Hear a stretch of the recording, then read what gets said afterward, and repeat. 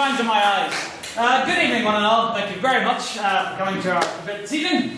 As all of you are surely well aware, the motion of the evening is this House believes allies have no place in queer spaces. We are very lucky to be holding this as a joint event with our beloved LGBT Society here at Queen's. The president of which is sitting right there. We'll be giving the very first speech of the evening. I had coffee for the very first time today, so I'm slightly wired. So this should be very interesting. Literally the very first time, and it was just straight black coffee. Someone offered it to me, and I just was too polite to decline. You're on the hard stuff. That is nothing fun. So, yes, we'll kick things off right away with some announcements. Not too many. You'll be glad to hear. So, first of all, a quick thank you to everyone who attended our film night on Saturday. It was a pleasant experience. A modest and warm turnout. We watched the Poet Society, we had pizza and drinks. It was wonderful. You should all come next time. But thank you to those who were there. Next week's debate is quite notable, as it is This House Regrets the Reformation. But what makes it notable is that not only do we have a guest chair, the lovely Reverend Dr. Paul Bailey is returning, but also, rather than him coming to us, we are going to him. And the debate shall be held in the Union Theological College, which is just down the road. It is a truly spectacular building. Don't be off-put if you've never been in there before. I was in there for the first time about 3 weeks ago. So it is truly a wonderful building, and I hope to see you all there. Otherwise, was there anything else?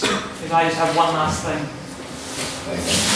No? Okay, I think there's a workshop on Saturday. Hosted by the wonderful Katie Hurd, who is an alumni of Durham University and was very involved and engaged in the United Kingdom English debating circuit. So yes, please do come along to that. Otherwise, I think there's only one thing I want to talk about. So I'll keep this brief because heaven knows we spend too much time on announcements as it is. I had the wonderful pleasure of taking a quick trip to the University Library Archives in Maclay just shortly before Christmas.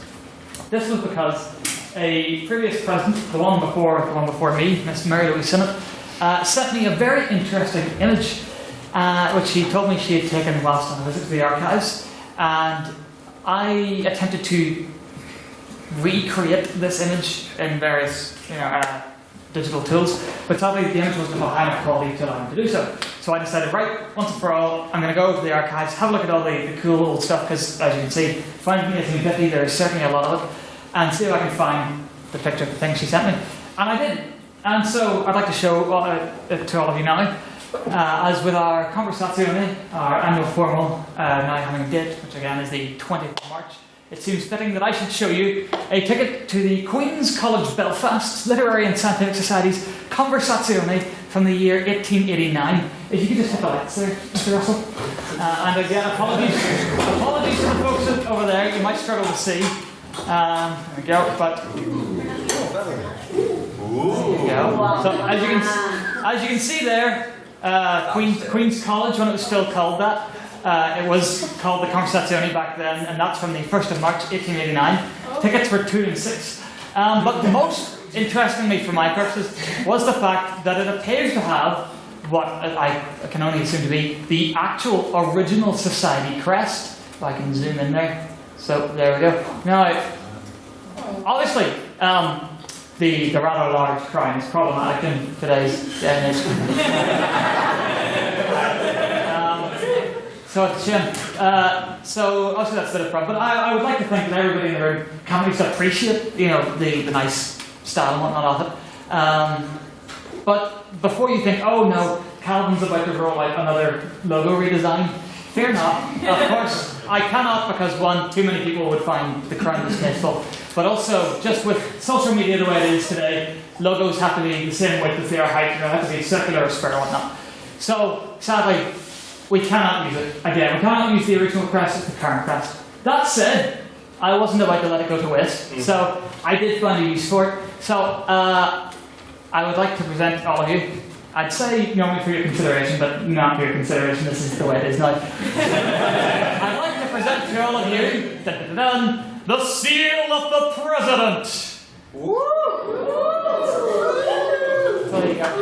So yes, the idea being that yes, obviously the crown is still there, but the purpose of everything on this, from the hand, the book, the compass, the clover, the belt, and the crown, none of it is meant to represent what it did at the time.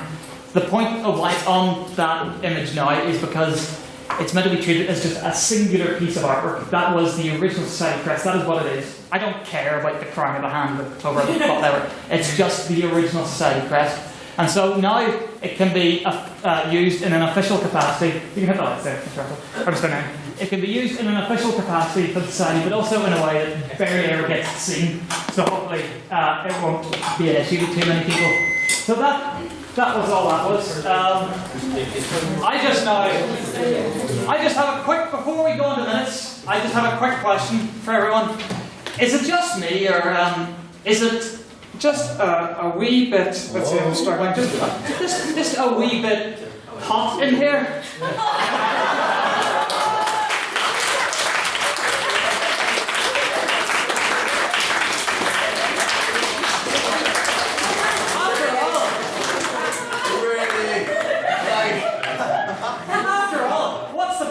A seal of the president, if you're not going to put it on the president's tie, I'm alright. So there we go. It is being official. So now, I would very much like to welcome to read the minutes of the 15th ordinary meeting, the motion of which was this house. Oh, what was it? I'll tell you that. This house would support the Israeli government. Our beloved Secretary, Mr. Peter Dunn!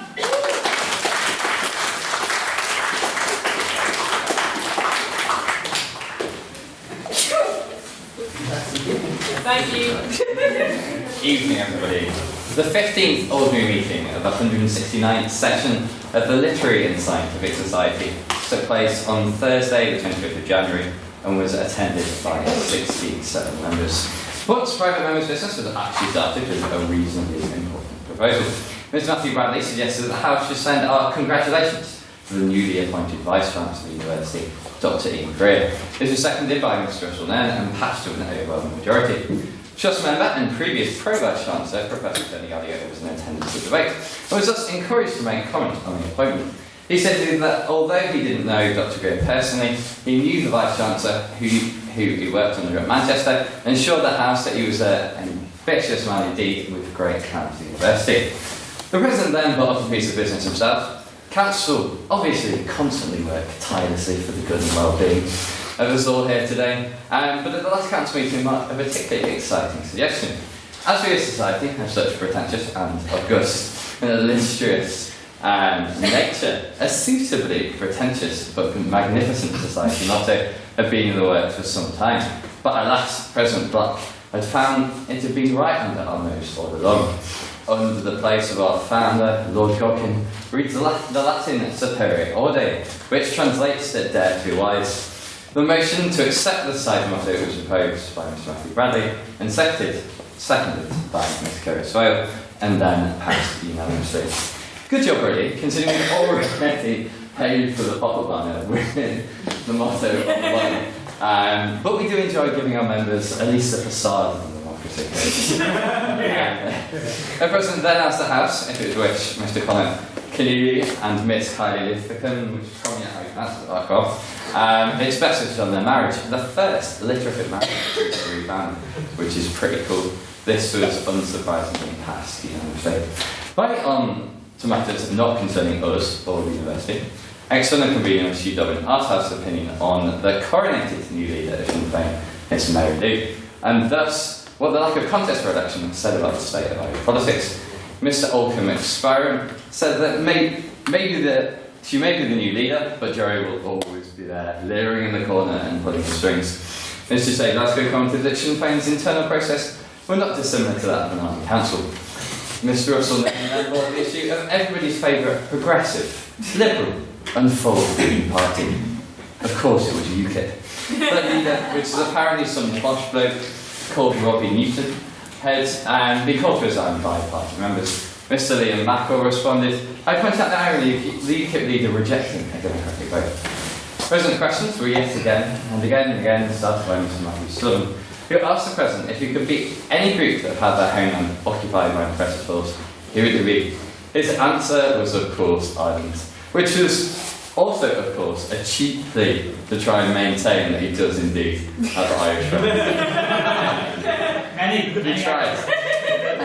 Mr. Matthew Bradley criticised the President's use of language at the notably fantastic Dublin Cycle quiz, which, of course, we didn't have any involvement in success. Well, the President was up at the front, trying to be funny as he does, and doing this dramatic thing. He referred to the letterific as his home voice. Right? This was concerning on so many levels. First, it's our President trying to be cool. Just know. And secondly, I'm sorry, but I do think I can Makes me so uncomfortable. I do think I can speak for the whole house though. None of us are your home voice. I'm fine with that. The President, looking notably flustered, attempted to give an apology to the House. The President then introduced the motion for the evening, which read that this House would support the Israeli government, and to vote on prior opinions, which read 4-4, 22 against and 33 abstentions. Our guest chair, Professor Tony Gallagher, then made some opening remarks to introduce the complexities of the contentious nature of the debate. Opening the debate for the proposition was Mr. G. Perry. His passionate defence of the Israeli government focused on the shared values. Israel, he claimed, is a leading nation in the Middle East, being one of the very few democracies in the region. He reasoned that this was a nation that was leading the world in technology, which, considering Israel is 3 times as small as the island of Ireland, is somewhat staggering. He pleaded for the House to support Israel, which he argued was the beacon of hope in the sea of tyranny. Mr. Jeff Patton opened the case for the opposition and focused on the moral imperative to not support the Israeli government, reasoning that the state had consistently violated international law and had a shocking human rights record. Israel is clearly not a state for everyone, he continued, and the government's lack of intent to not negotiate with the Palestinians exposes them in the government that can in no way or shape or form be supported. Continued argument for the proposition was made in the Speaker, Mr. Tobias Vincent. He began by asking the House what makes a state good. He argued that first and foremost it was a democracy, which he assured the House that was alive and well in Israel. He also reasoned that Israel enjoys the highest standard of living in the Middle East and the diplomatic need to support Israel in order to maintain the balance of power. Continuing the argument for the opposition was Mr. Hassan al-Dawar. He refuted the claims of the proposition that Israel was a democratic state. Just last week, he explained Palestinian supporters were kicked out of the Knesset at the welcome of Mr. Mike Pence, the Vice President of the United States. He declared that Israel had stolen land, education, and the youth of the Palestinians, and therefore implored for the House to vote the opposition. Concluding for the proposition, it was made in Speaker Mr. Ryan Smith. He starts his argument by maintaining that peace with the Palestinian neighbours was an essential part of the Israeli aim for the region. Palestinians, he argued, had the same rights as Israelis, with Palestinian leaders being in possessions of real authority in the country.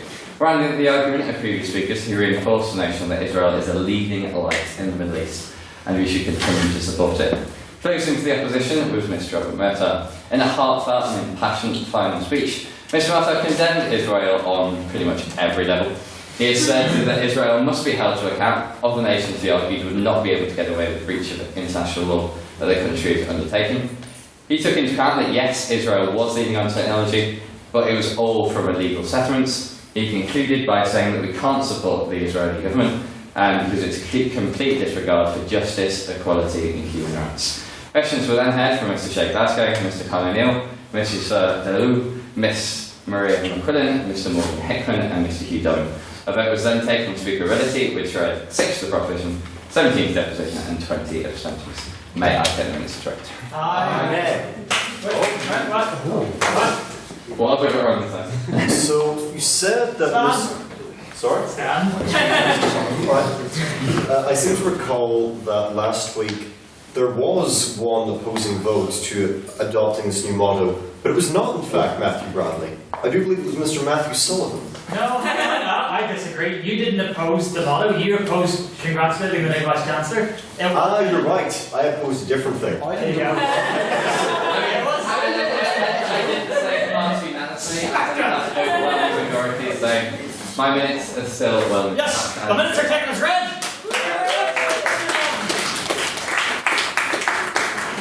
We now move to a writing round of private members' business. We have, I actually forgot to read out a piece last week, so it was sent in by Mr. Finbar Rogers. Mr. Finbar Rogers then sent in another piece, so Finn, I would appreciate if you, I'm only going to read out one this week, I'll read the other one next week. Don't send me any more because I don't want a massive backlog of private members' business for each please. So yes, so the first item of private members' business starts off with an Irish word.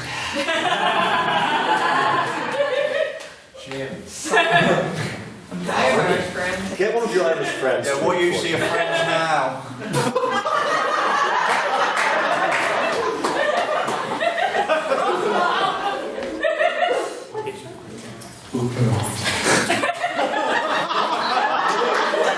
Mr. Rogers writes, Dear Uachtaráin, I'm sure you've seen that our dear leader, former First Minister Arlene Foster, made an uncharacteristically positive speech in Killarney this week, which was as of the 14th of January, past, concerning the close nature of North-South relations. However, she neglected to make any reference to the most pressing issue at hand, that of the rhododendron menace.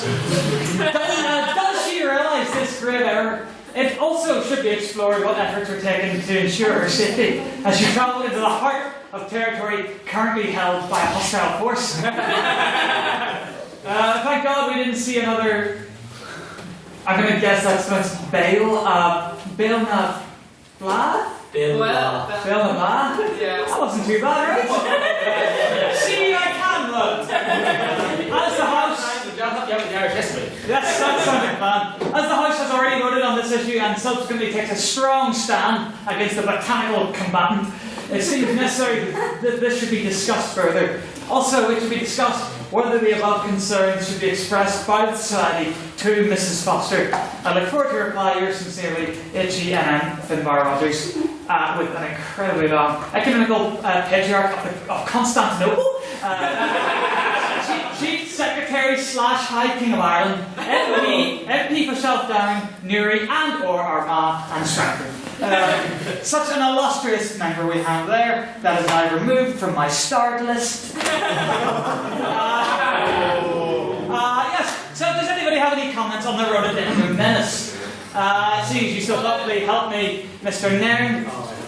Yes, you see, the rhododendron menace has been continuously ignored. And I feel it is no longer acceptable for us to treat the rhododendrons as an invading force. Nay, we should treat them as the true criminals they are. In fact, it is my proposal that any rhododendrons caught in the Republic of Ireland should be hung.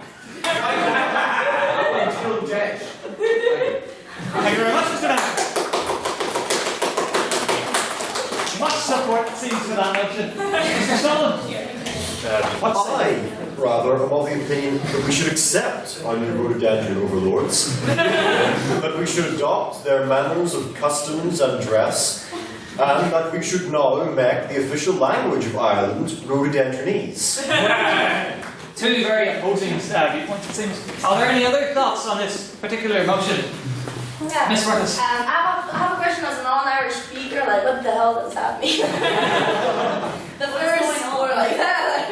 I mean, you're clearly asking the wrong person here. I think we've established that quite clearly. Mr. Rogers, what did that second word mean? Was it? What, blah, blah, blah? No, the other one. The one you helped me with, Mr. Nairn. President. Mr. Nairn! Oh, the one I helped you with? Yes. Oh, president. Oh, he's Well, actually, no, literally, it basically means top man. Oh! Topfer means top, as like being top of the milk, the queen. Right. I'll take it. I'll certainly take that. Any other thoughts on the rhododendron menace? No. No. Okay. I see as Mr. Rogers said, that has previously been put to vote. I think what we've learned here today is that we have reaffirmed and or completely reversed our stance on the rhododendron menace. I'm not too sure, and frankly, I don't think there's any need to put it to a vote. So, are there any other items of private members' business? Mr. Clark. To be innovative to the society, I'm going to discuss Trump.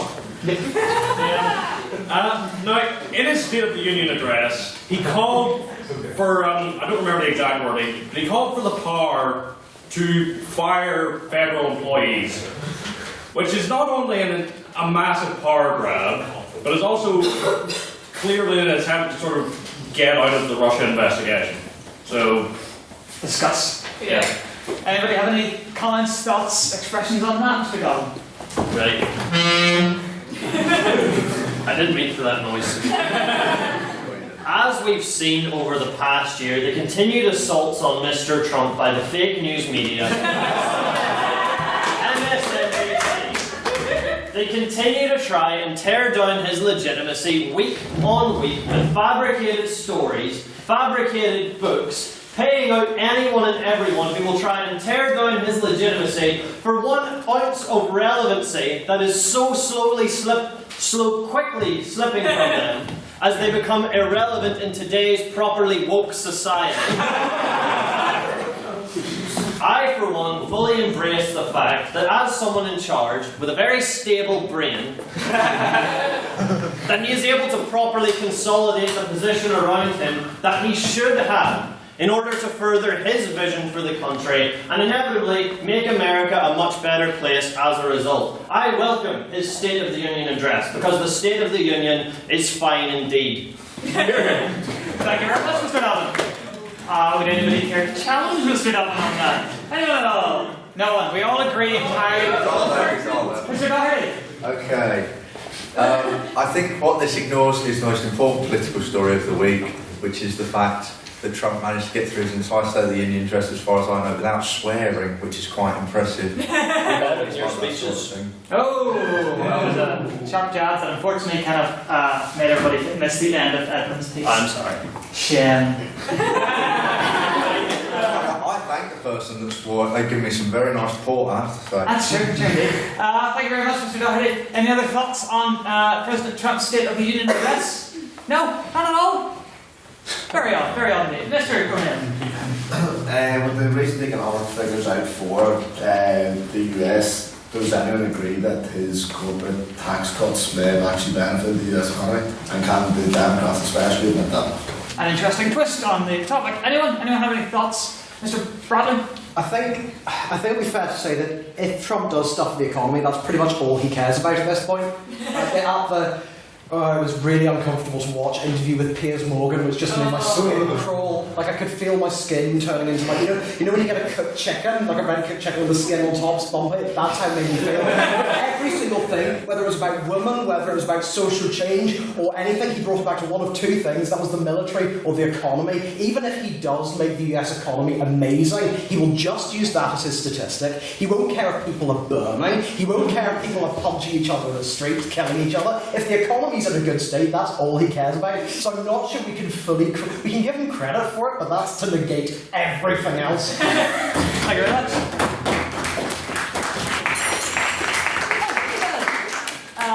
Mr. McDonald. As someone that loves tax cuts, I'd love to say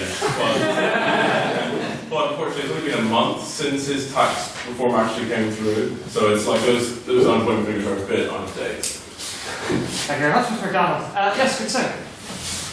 I'm not really sure of the decorum, so I'm probably reaching it in some way. You're not about to swear, are you? Am I? I do hope that you're not about to swear. I'd say with economic figures, they've been climbing for some time under the Obama administration as well, and as you say, they're a month old, the tax reforms. But under Bush and Reagan, similar tax reforms were made, which didn't work in really any way. I would argue that it's not an issue of overall economic strength as measured by GDP. It's a measure, the issue is economic distribution. So it's, I'd argue that GDP is a poor measure of economic strength because the issues in America have largely been where that money is being distributed. So it's not the overall strength of their market, it's how much of that is funneling down. And I think at this point, sort of, trickle-down economics is effectively a post-fact concept. Yes. So I would argue that no, his economic policies haven't gone through. Mr. O'Neill is ready to swap it up on that. Final point, Mr. O'Neill. People always think that lowering the corporation tax will inevitably lead to less money being collected to the tax base. And actually, under the Reagan presidency, what you saw is that whenever you cut corporation corporation tax, they actually took in more tax as a whole, approach companies reinvested that in their employees and companies including them. So I'm not lock-sticking the cut corporation tax, but in history has shown that it actually takes in more tax than keeping it at high levels because companies will just ship out Apple to Dublin. Thank you very much. We can never quite tell whether or not a little bit of applause is going to erupt into a lot of applause. We'll now move on to President's questions. Just before we do, one little announcement that I forgot to make. As loath as I am to make this announcement, on this day, 1st of February 2018, I do hereby officially call the AGM of the 169th session. That means sign-ups are now closed. No one can now sign up. If you have not paid me, if you have not received a membership card already, you cannot do so, as that would be, people could draft in people to vote en masse for them. So yes, the exact date has yet to be finalised. It will most likely be the 2nd or 3rd week of March, but in any event, AGM is called, sign-ups are closed. Are there any President's questions? Mr. Rogers, as you've mentioned before in the number of archives, what measures are being taken to archive the presidency of Mr. Matthew Bradley? The number of illustrious memes that have been made since he, in his very short reign, not keep a record of these memes would be a sort of whitewash of history akin to the National Socialist German Workers' Party. As I believe it was Shakespeare said, "Here indeed was summer's day," and we could so easily compare Mr. Matthew Bradley and his memes to the first tulips of May, whenever tulips come out. Let's see. You're not going to get like an oral dictation of memes, are you? Because that generally doesn't work very well. Carry on. Yes, to answer your question, Mr. Rogers, tell you what we'll do. We'll have the first ever official literary meme-a-thon. It will be in order to raise money for a printed hardback book, and we will print out all of the memes President Emeritus Bradley has ever made. We'll put them in that book, and then we'll put them into the University Library Archives, so that in about another 150 odd years, whenever somebody goes looking for an old logo, they just find this slightly decayed book of memes. It'll be absolute nightmare fuel of the 22nd century. Are there any other questions, Miss Swale? For a couple of weeks, when at the start of our meetings, like I would bring up everything, and after everything, you'd be like, "You watch this YouTube channel. You watch this YouTube channel." So I was just wondering, what is your favorite YouTube channel? Oh, that's an interesting question. That's a tough one. I'll come back to that. Let me just think about that. That's a tough one. Mr. Garrett?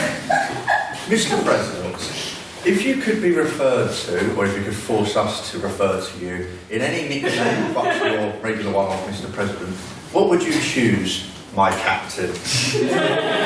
My captain. Before I answer your question, 2 points. First of all, did you just steal Mr. Sullivan's format? Shame, good sir. Second of all, Mr. President is not a nickname. It is a glorious and illustrious title that I have earned. Otherwise, nickname, I've never really had any nicknames. With my surname being Black, it's hard to make a nickname for that. That doesn't make you sound terribly racist. What about Captain, my captain? Oh, Captain, my captain's pretty good. Yes, but Captain Gallagher already has that one.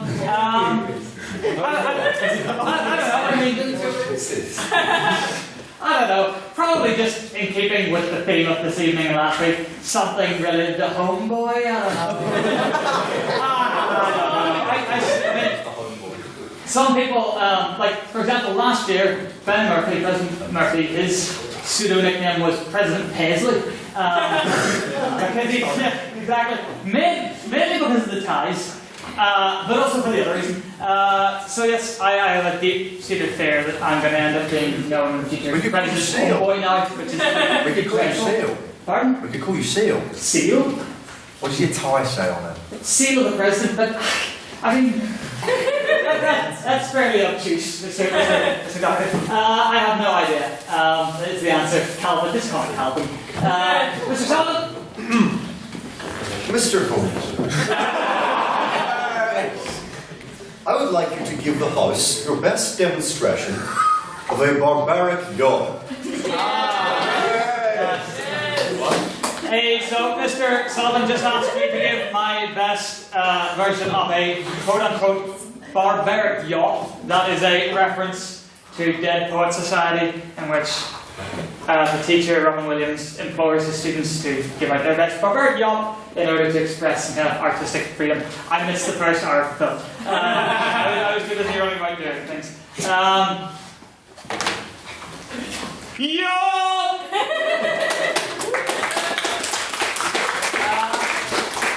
Unless there's any other particular pressing questions, Mr. Clark, go ahead, whilst I'm trying to answer Miss Swales.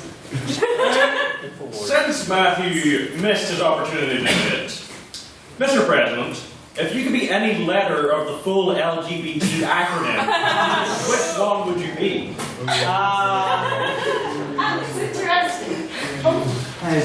It's no good way answer. No, the obvious answer is A for ally.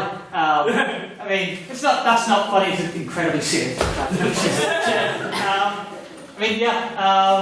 I think it would be rather silly of me to answer it otherwise. Can I be the plus just because I'm a mathematician? Yes, I'm to once again completely eschew the question. I'm the plus. Otherwise, my favourite YouTube channel would probably have to be, at the moment, the one I watch the most of would be Philip DeFranco. An interesting fellow. Team 4 Star, pretty good. But yes, those would be my two. I would now like to move us to the vote on prior opinion. So, anyone and everyone can vote in this. Seeing as this is a joint meeting, we will probably allow everyone to vote in the binding vote anyway. But nevertheless, this is a vote on prior opinion. So this is just how you feel on the motion right now. The motion this evening is this: House believes allies have no place in queer spaces. If you support the motion, then please raise your hand and say aye. Aye. I don't think I'd be the only one. Just one. Just one. Okay. If you oppose the motion this evening, please raise your hand and say nay. Nay. Keep them up so I can count. One. I said keep them up. 1, 2, 3, 4, 5, 6, 7, 8, 9, 10, 11. 19. And if you have no particular stance on the motion as of this moment in time, or you wish to express no opinion whatsoever, please raise your hand and say meh. Keep them up, keep them up. 1, 2, 3, 4, 5, 6, 7, 8, 9, 10, 11, 12, 13, 14, 15, 16, 17, 18, 19, 20, 21, 25? 25! Secretary, can you please read back the vote to me? Order, come on. This question now was one vote for 9 and 20. So there you go, 25%. 25 abstentions, so there we go. As of right now, before the abstentions have it. So, we have 4 maiden speakers tonight, as I previously mentioned, representing the LGBT Society. We have Mr. Will Hancock Evans, President. We have Chell, also on the proposition there. And we have Mr. Elliot Cleaver on the opposition. And representing the leader, we have our illustrious external convener, Mr. G. Dolan. Main speaker, Mr. Carl Craig, and everyone's favourite in that court. So, I believe that is all. So now we can move on to the main business. I would ask everyone to give a warm hand to the first speaker for the proposition, and in his main speech, Mr. Will Hancock Evans.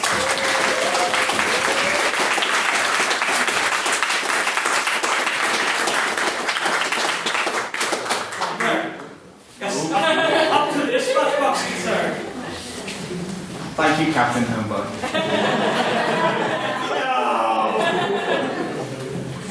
Distinguished members of the Literatic and LGBT plus societies, I come before you today as a proud gay man with one simple belief, that allies have no place in queer spaces. These places, be they bars, clubs or community centres, were built for a reason, as refuges and safe havens. Make no mistake, although the bright lights and blaring music of Kremlin may be alluring, they are not an open invitation for your strange brand of tourism, taking snapshots to prove how edgy or socially accepting you are.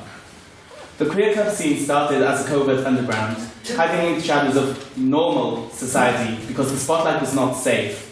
And whilst these values are now much more visible, that does not mean we are throwing open doors with once unabandoned.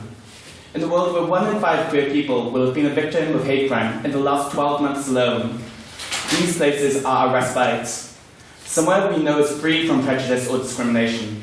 A place where we can meet other members of the community and unashamedly be ourselves. A place that is unapologetically queer. By entering our clubs as a non-queer person, even with the best intentions, you nullify the purpose of this space, the one place we can call our own, and you take it away from us. On a similar note, let's discuss Pride. On August 5th, 2017, thousands took the streets of Belfast decked out in full rainbows, myself being one of them. The theme was Demand Change. The event was a show of unity, the solidarity and strength of the queer community. Pride is not an opportunity for non-queer people to go party with the gal pals and gawk at how those outside of society's norms live. Contrary to the glitter bombs and face paints, we are not a spectacle performing for your amusement. I would personally argue that Pride is not even a celebration. In a world that constantly oppressed LGBT people, our visibility is a form of protest. Let's not forget the origins of the event. On June 28, 1969, the Stonewall Inn, a bar associated with high level of LGBT plus patronage, was specifically targeted for a police raid. Such events were common and they were government authorised. The next night, a protest against the systemic prosecution of queer people gathered, and the crowd was then incited to riot. A year later, the first Pride March was held to mark the anniversary, and whilst the face of the event may have changed, the sentiment has not. This is not a place for allies to indulge in frivolities. This is my community's way of making a stand, of saying we will not be swept under the carpet or whisked away into the night. That not only do we deserve respect, but we will demand it. I do not mean to suggest that the hardships of the queer community are the fault of any individual allies, or allies as a whole, but I do expect allies to recognise that they come from a place of privilege when they step into this space. These places were made because mainstream culture has exiled us, only existing because of social ostracism. Although not perceived as such, they are literary memorials to the oppression of queer people. If you cannot accept this, then you are not truly an ally. You've merely pulled the rainbow-coloured wool over your own eyes and called it allyship. If you can appreciate the implications, then I ask you, why? Why would you set foot in these places that were only ever meant to be queer? By doing so, you disregard the history associated with them. You trivialise the persecution of the LGBT plus community. Through keeping queer spaces as for queers by queers, we can guarantee the safety of the community to some extent.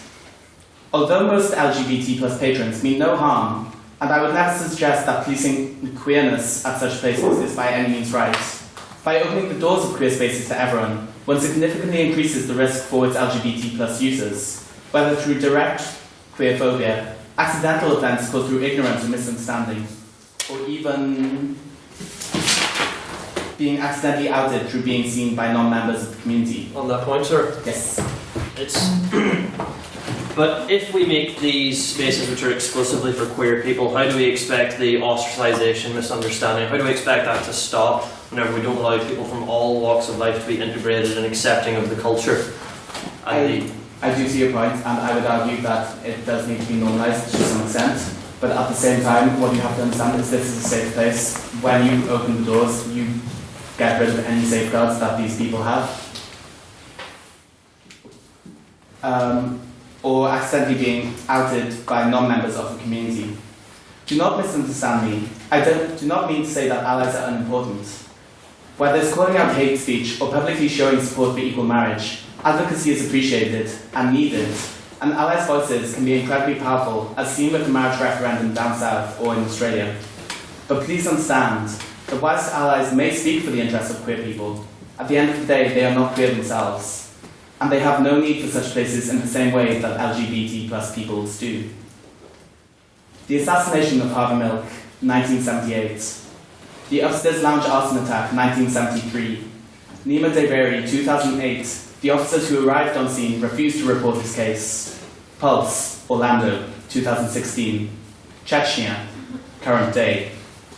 These are but a fraction of the endless list of reminders that the world is not accepting enough of who we are. We have built these islands not out of malice, but out of self-preservation. By entering them, allies do not become visitors, they become invaders. Yes?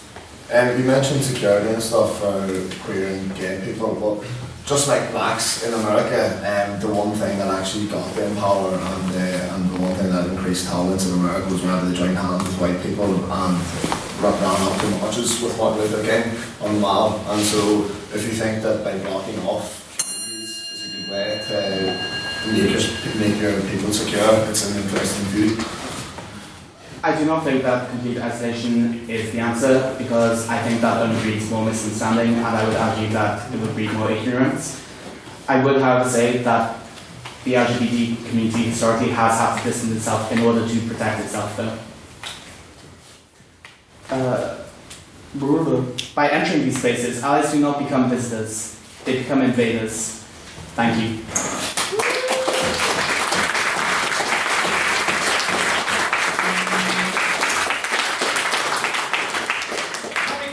Another round of applause for Mr. Hancock Evans' maiden speech.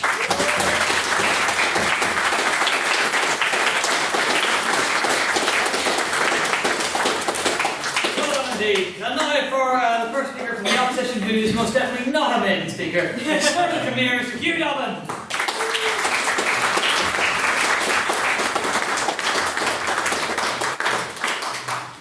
So, what's pivotal to our initial understanding of this debate is understanding what queer space is, what an ally space is, and how far we're willing to go in saying that allies have a space here. So to begin with that, we should talk about the ideas of if this is gay bars, nightclubs, and why it is that we should allow allies into these spaces. Now, it's important to understand the same historical analysis that was given to us by Mr. Evans for the proposition. The idea that when these institutions first opened, that this was an expression of an identity that was, at the time, counterculture. It was to be covert and to be able to express an identity that, due to, as well as laws and general social conservatism at the time, was not attitudes, ideas, or behaviour that would have been expected. And so this is the threat which is proposed by the proposition, that in allowing allies into these spaces, that their purpose becomes diluted. That by allowing the mainstream into the counterculture, into this unique expression, that it dilutes the idea and what it means to people who engage in it.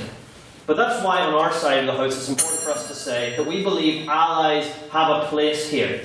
Not that they are to appropriate or domineer their intention, the institutions, or what it represents, but rather that by allowing them in to a certain extent, that there is a wider cultural understanding and one that people can come together and appreciate ideas that in the modern world we don't, through our laws, through social conservatism, see as something that is worth existing on the outside, but something that we can all exist as a part of. Yes?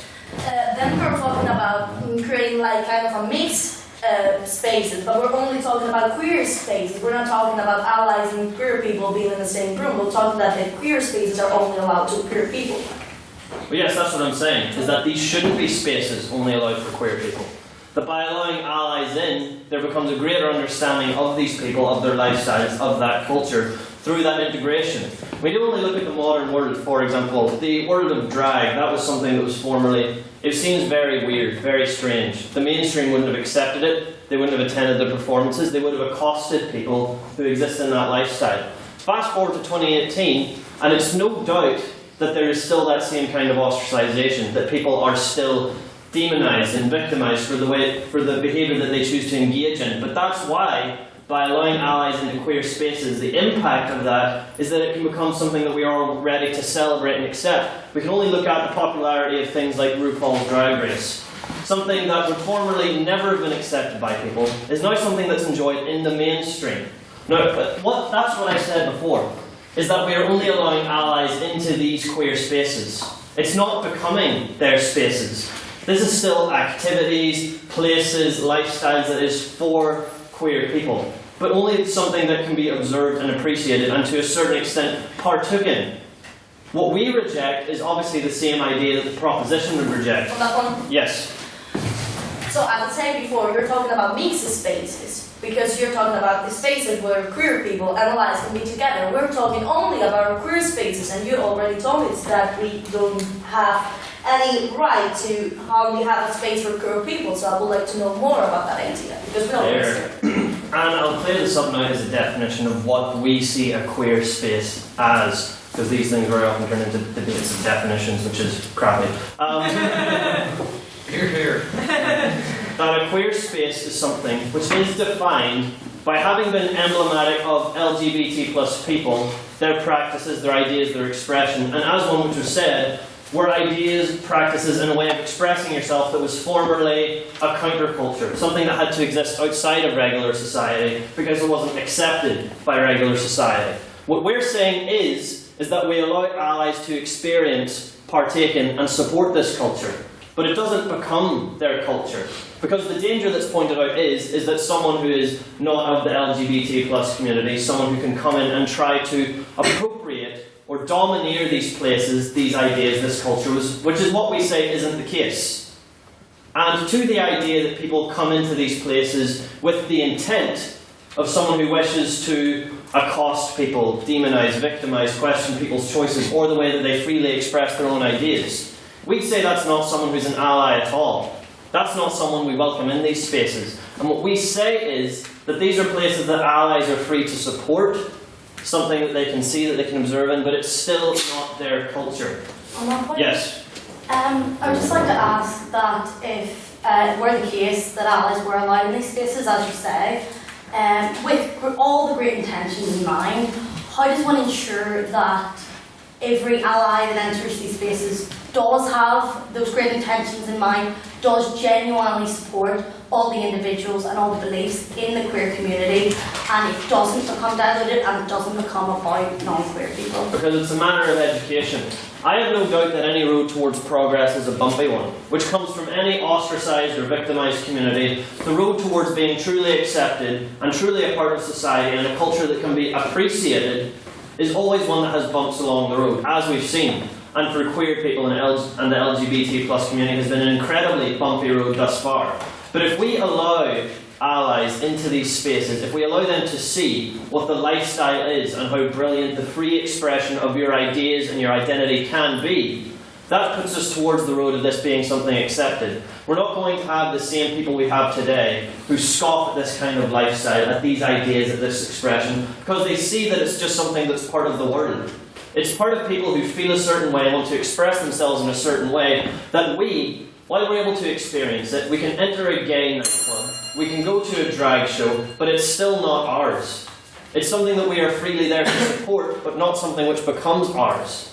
And what's the benefits of this? Is that when we allow allies into queer spaces, it stops the victimisation, eventually, in the long term, of LGBT plus people.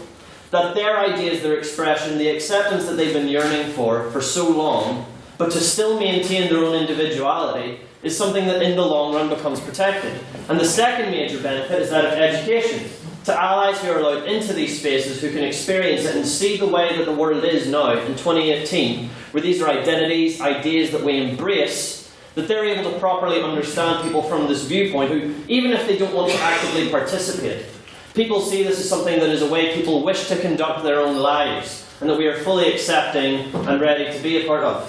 So, in conclusion, what we see is that when we don't allow allies into queer spaces, it continues an ostracisation of the community and leads to dangers in the future. We wish to educate people living outside of that community and allow those in the community to still fully embrace their own identity to new audiences and new ideas, and encourage everyone across the world. Please oppose this motion. Thank you.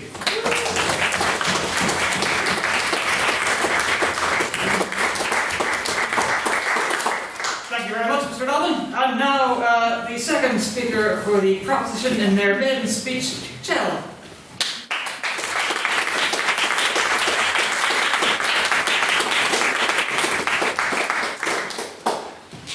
So to begin, I second points my fellow speaker Will has already put forward, and I would like to add to and further these points. I also believe that allies have no place in queer spaces for a variety of reasons.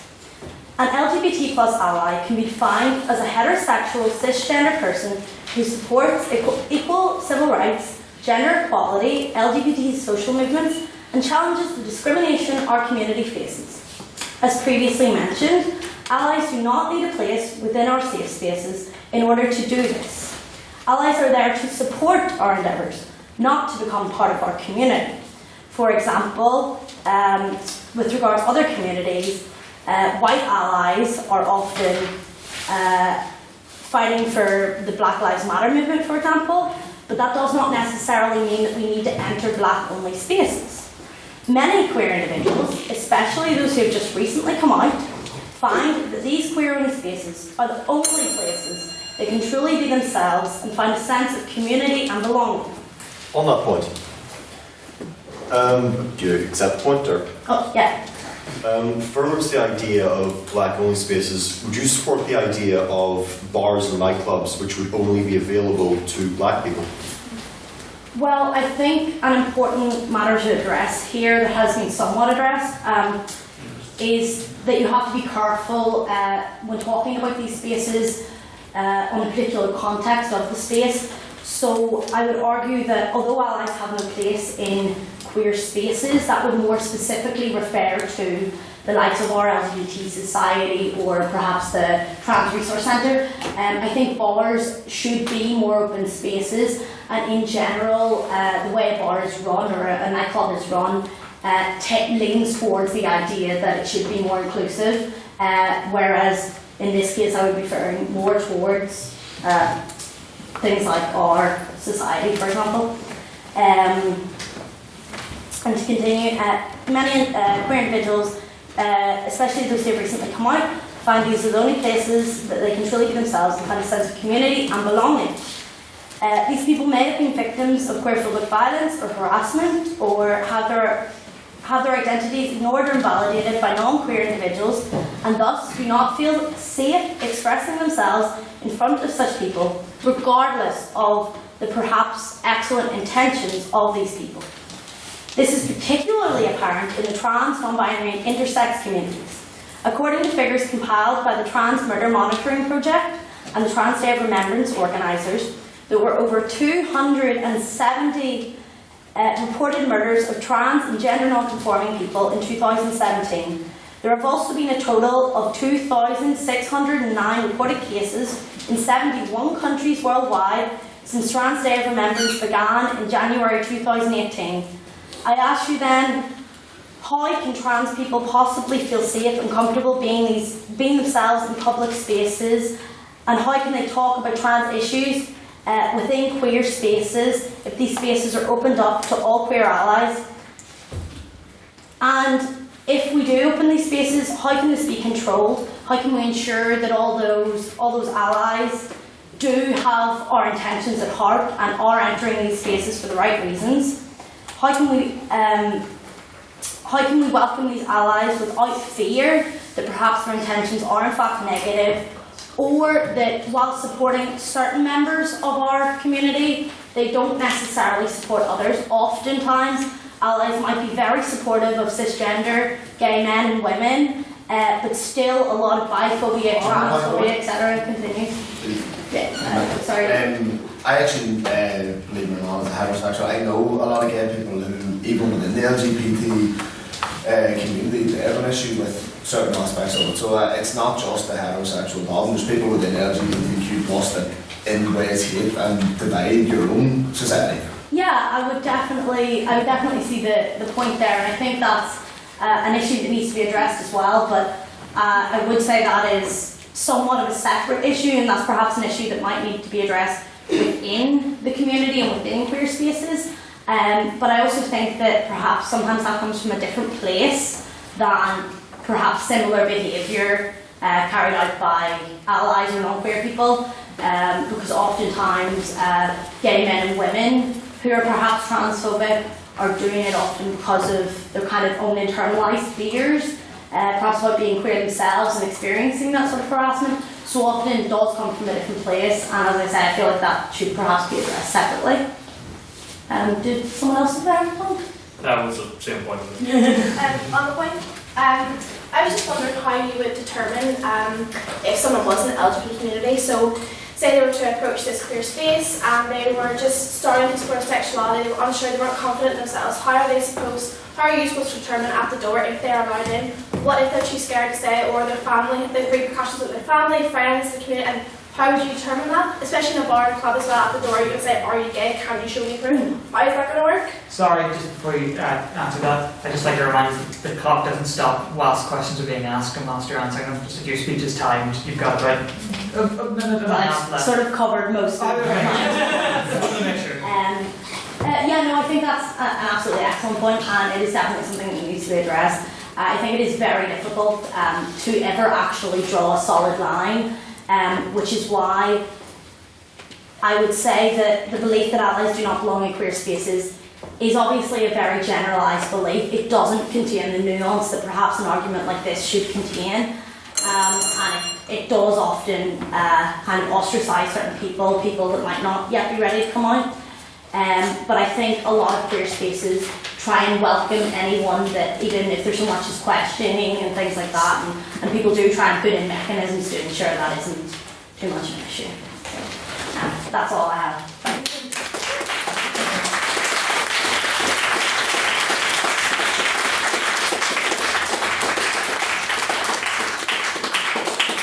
Thank you very much, and can we please get another round of applause for our magnificent maiden speech?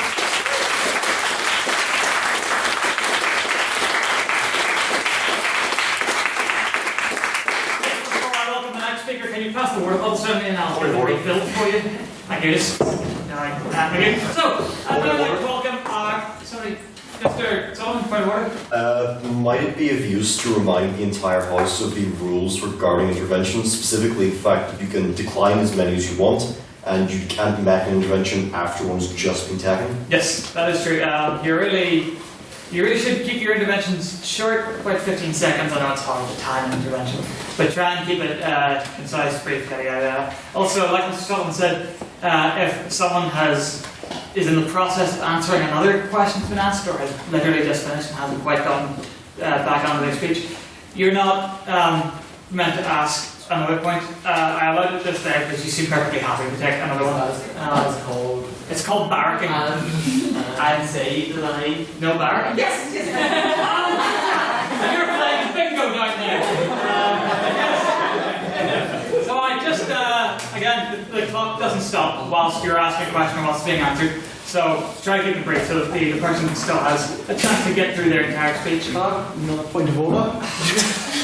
You mentioned bingo. Some people might have been a bit confused. If you go to bingo.litterific.com, like, if you mention bingo, people are like, there's bingo? Like, yes, there's bingo. Play the bingo. I'm so sorry, it's my fault. Yes, it is. In any event, it's all my fault. In any event, I'd like to welcome our next maiden speaker, Mr. Carl Craig.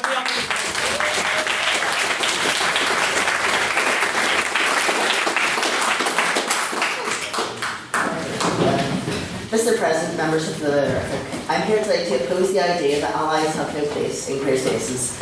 I would like to start with rebutting a few of the points the proposition made. Mr. Evans, you were sort of saying how pride parades are an act of solidarity for the LGBT community. And yes, of course, obviously they are. And I do feel that the best way that we can exemplify that is by including allies, anyone supporting the LGBT community in that.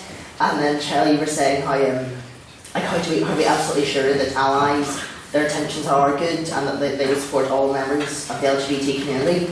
But like has been mentioned, even within the LGBT community, there are gay and lesbian people that sort of don't think bi or trans people are real, if you get me, or there's like trans people, trans women that feel that drag's insulting because it's men dressing up as women for comedy or entertainment.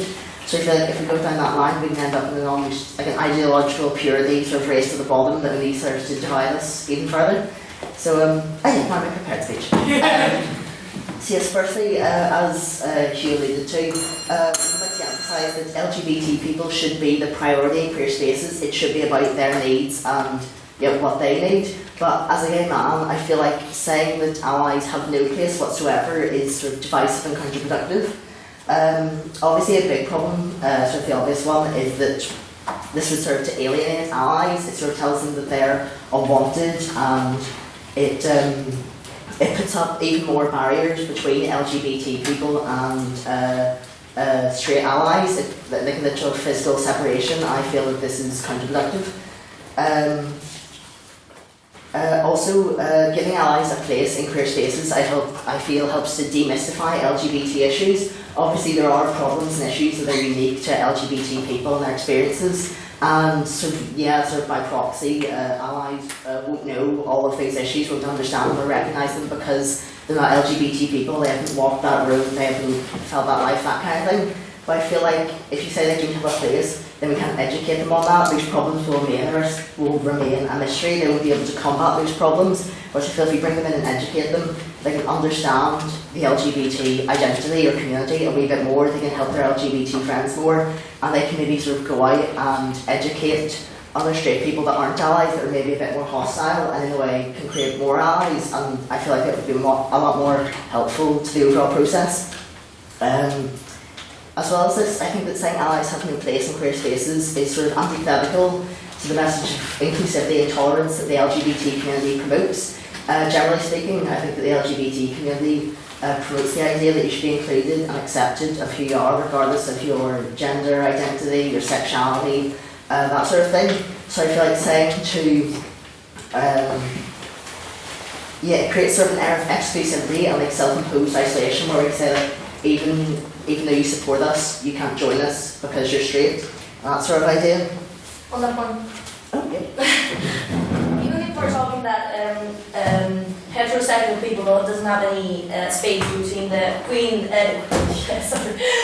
spaces, that doesn't mean that we only want to isolate the queer community. There can be like mixed spaces, but we're only talking that the queer spaces are the only one that should only be that only queer people should be part of. Yeah. Well, yeah, I do sort of get what you mean, but I feel like they should be, yes, queer spaces about queer identity, queer issues, that sort of thing, but they should also have a presence there, even if it's just like an observing role, just seeing how it happens and just letting themselves. They shouldn't have to be like taking the reins and taking charge, saying, oh, as a straight person, as a straight ally, as a straight cisgender ally, this is how I feel like you should be going about things. Obviously, LGBT people should still be in charge in the driving seat, so to speak, but I feel like they should still be there. It should be a queer space where allies are allowed to attend.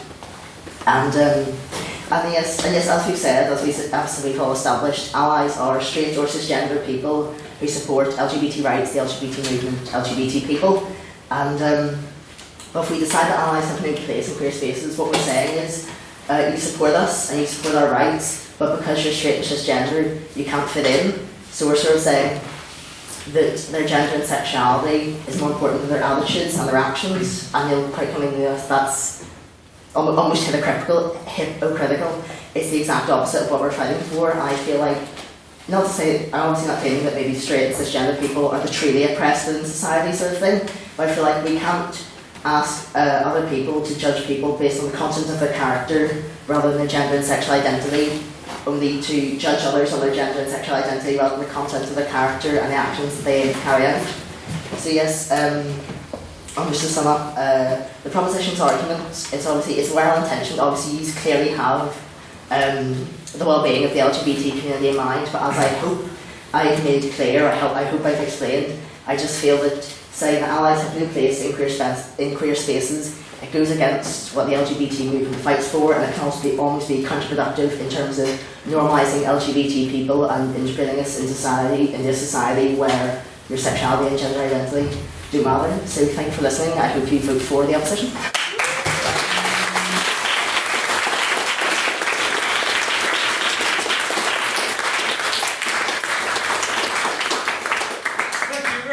Mr. Craig, and can we please get yet another round of applause for another wonderful main speech?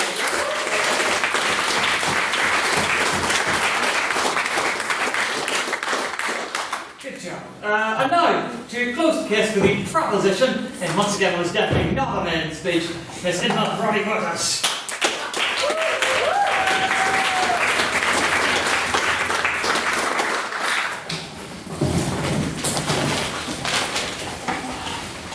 Well, good evening, gentlemen, ladies, and non-binary people, because of course.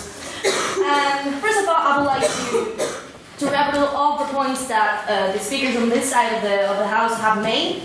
And after, I'm going to summarize all of our points to finally say why this motion should pass, because it has a positive impact, not only in the queer community, as well in the allies community, if we want to say so. So first of all, how do you expect normalization is something that you asked, dear Hugh.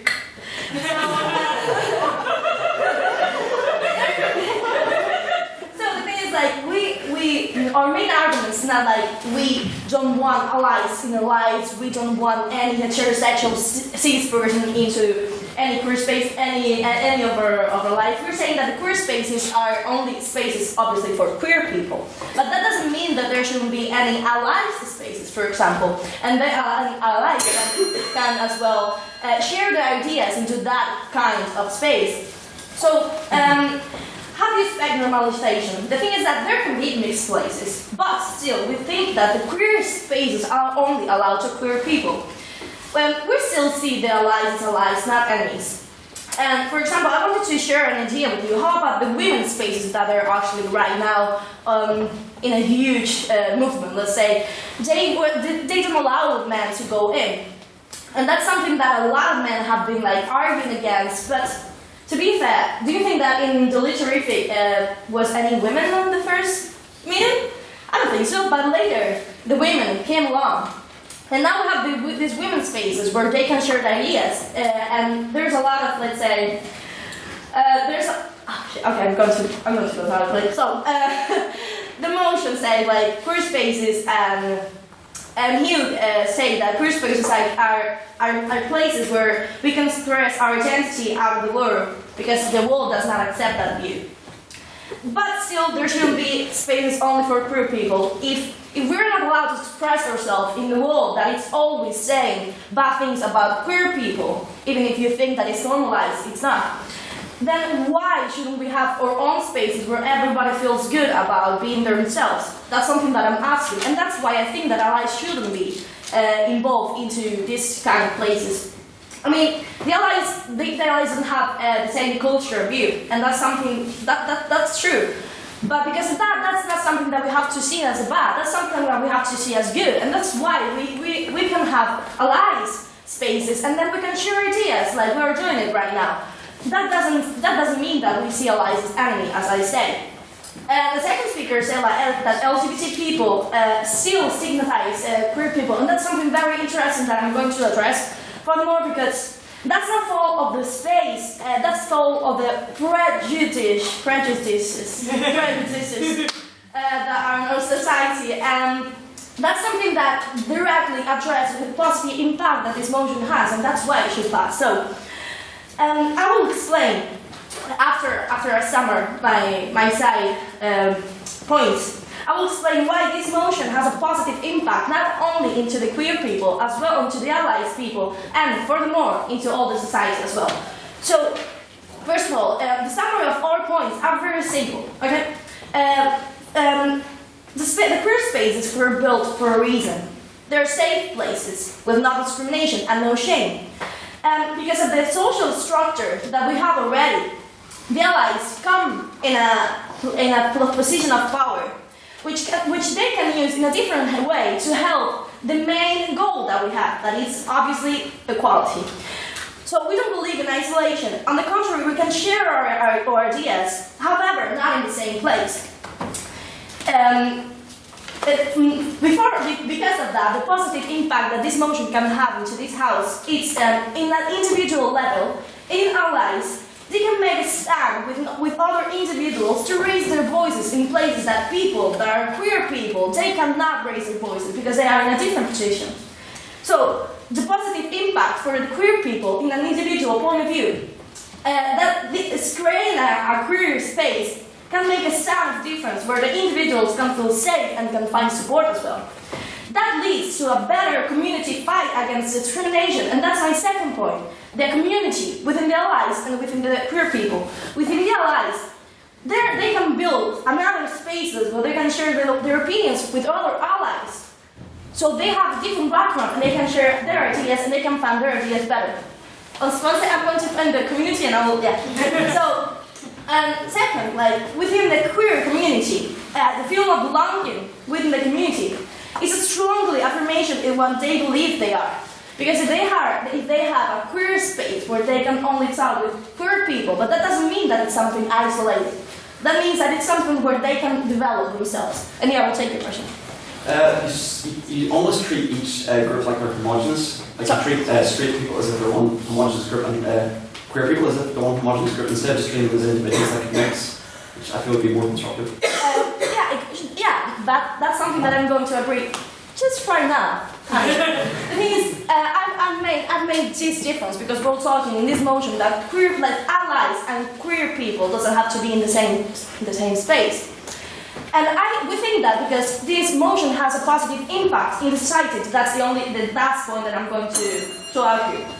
So, in the society with allies and queer people, they can be one. Because our opinions can make the community grow, and not only the allies community and the queer community, the society, the whole society, even with prejudice, and even with whatever discrimination there is, even with LGBT people against allies, or allies against, against LGBT people, that can happen. So, the thing is, these safe spaces are created to make the community grow better, allies and queer, and share that ideas in different spaces, but not in queer spaces, because they are only made for queer people. Thank you so much, and let's meet you.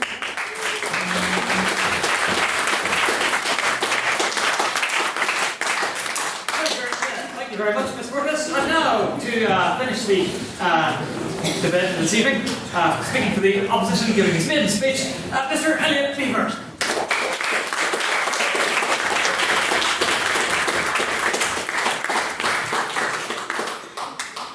First of all, I would like to start off by counterpointing some of the proposition's points. Firstly, saying about making these purposely exclusive places for queer people would kind of disregard the point that there is a massive problem that we have in current day with the pointless, disregard of gender-neutral pronouns and non-binary people and trans people. And do we not think that if we were to create a more inclusive place for everyone to be able to be a part of, that allies would not necessarily just disregard this and be, in a sense, ignorant without malice. I don't think they mean to be, in a sense, rude towards trans and non-binary people by purposely misgendering them. But if we were to have a more inclusive society, and more inclusive spaces where these straight people and cisgender people could be involved,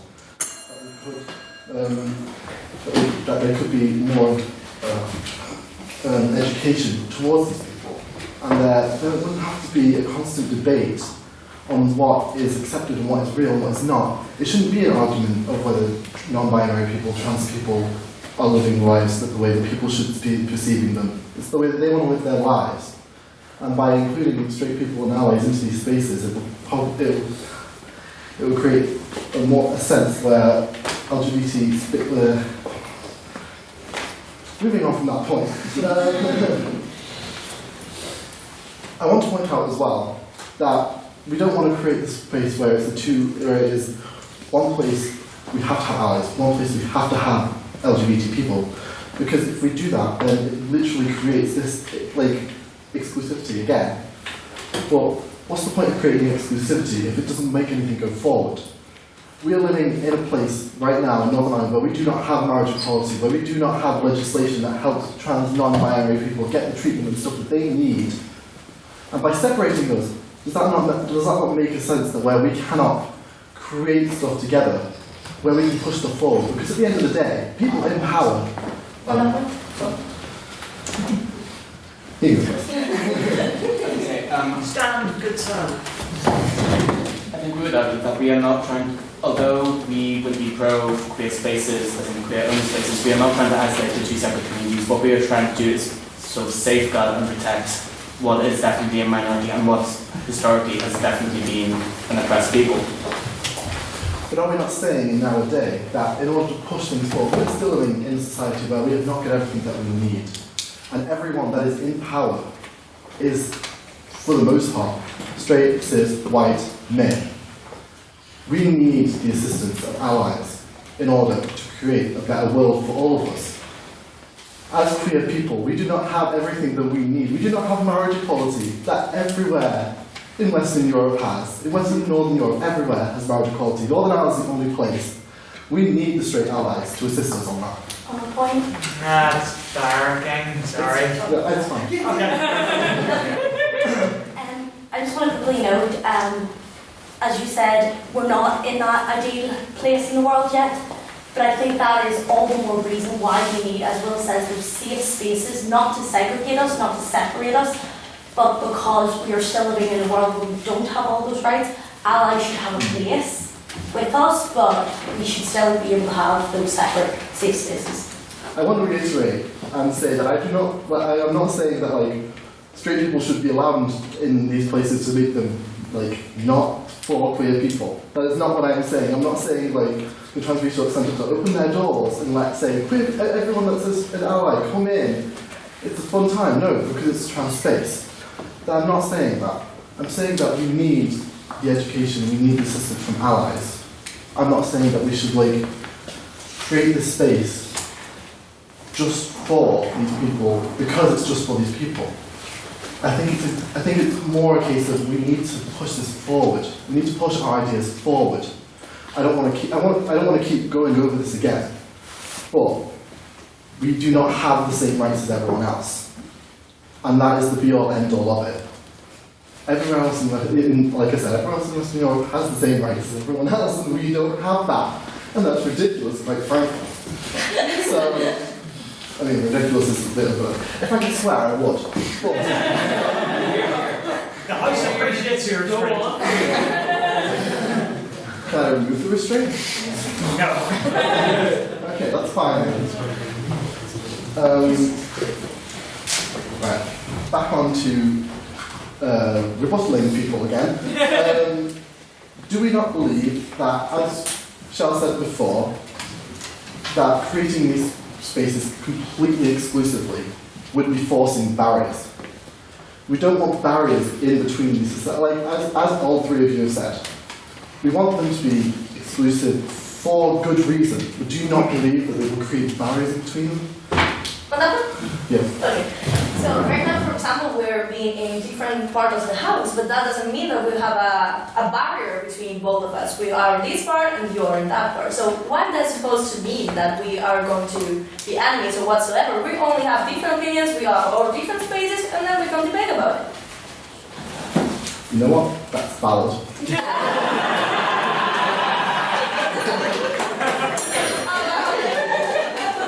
At that point, I don't think you can rebuttal anything else, so...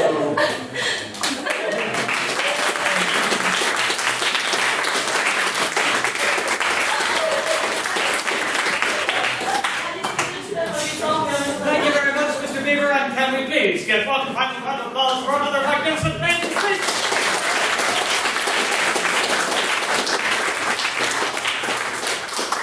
We will now go to a round of questions. We appear to be making very good time this evening, so hopefully there will be plenty of questions made. Are there any questions for once? Yes, for once indeed. Are there any questions for the proposition? That being that side over there. Yes, hello, Elizabeth? Hello, yes, go ahead. I have a question for the proposition. So the definition of queer is already quite debated on whether it counts queer activists or people within queer families. So taking the example of queer families, do you not think that people with queer parents or queer siblings or queer partners would be welcome in these queer spaces when they're so very close relationships with the queer community?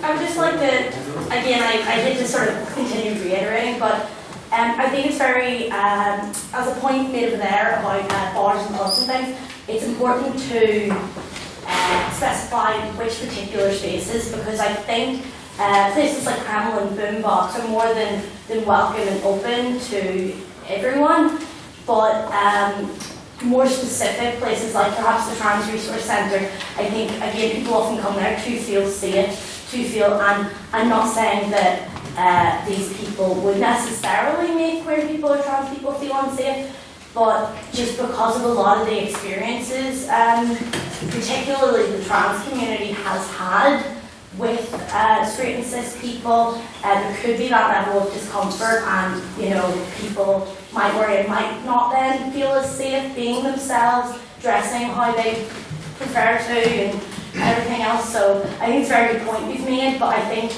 again, yeah, it's important to kind of specify which spaces you're referring to, and I think they should be welcome in some, but perhaps not others. Thank you very much. And would anybody from the opposition care to respond? You don't have to, but the opposition there. No? That's fine. Are there any questions now for the opposition? Yes. Yeah, just thank you. Just in terms of kind of like socialization was brought up a lot, like, oh, you need to mix, therefore to educate people. But I think the idea that queer people don't only exclusively socialise in queer spaces. So when you talk about having a queer space to socialise, like that's somewhere where they can go where they don't have to constantly answer questions to straight people about how they identify in their lives. And I also think when you talk about allies, and allies are people who support and understand you, and therefore those spaces allows for education.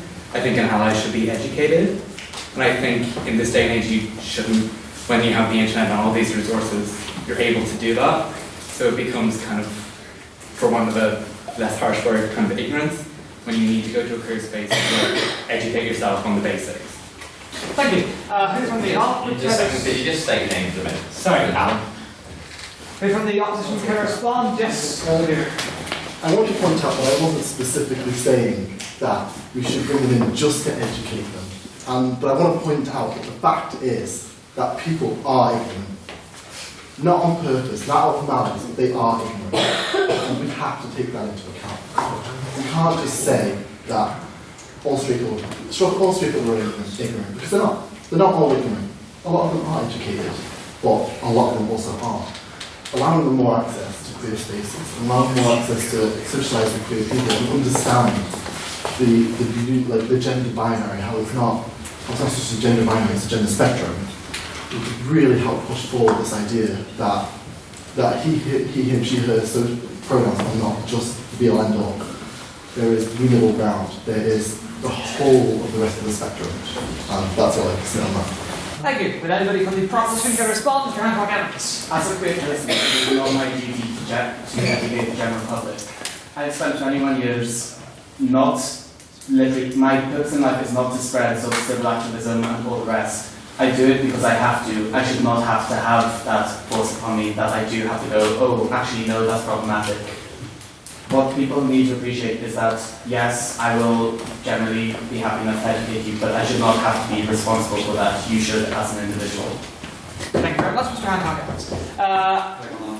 No, sorry. Are there any abstaining questions now? So this is a question that can be directed to both sides equally, or to neither side, I suppose.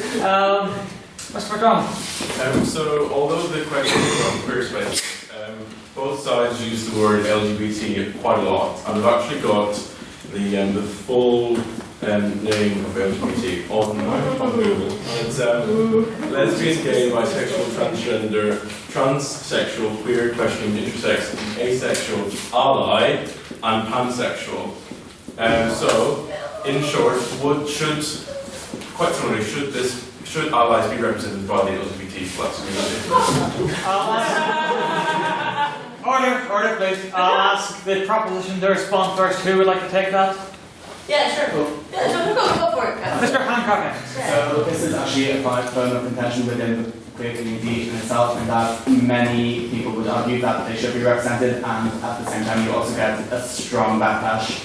And it all sort of comes down to basically what we were debating tonight, that should for lack of better wording, the feelings of allies be put against what is minority status, should they be included in order to comfort them almost against the will of the straight community. Thank you very much. And would anybody from the op like to respond?